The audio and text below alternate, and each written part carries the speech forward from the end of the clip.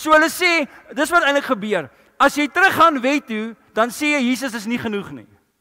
Dis wat hierdie gedeelte sê. Paulus skryf en hy sê ek kan nie verstaan hoekom wil hulle teruggaan nie, want Jesus is vir jou genoeg. Hy is vir jou genoeg. So tot en met Jesus wat vir ons gesterf het by die kruis van Golgotha, kon enige iemand eintlik met Jesus stry oor die wet. Hulle het probeer, maar hulle het pak slag gekry, okay?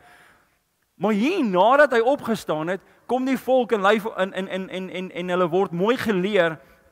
En weer eens as iemand vir jou sê jy hoef nie gedoop te word nie, kom ons kyk net, omdat julle saam met hom begrawe is in die doop, waarin julle ook opgewek is deur die geloof in die werking van God. Ek weet ek lees nou baie goed, nê? Maar hierdie is ontsettend duidelik, dat wanneer jy teruggaan na die wet toe, dan verloon jy eintlik Christus. Dit is so duidelik soos daglig, okay? So daar's van julle wat hier sit en sê,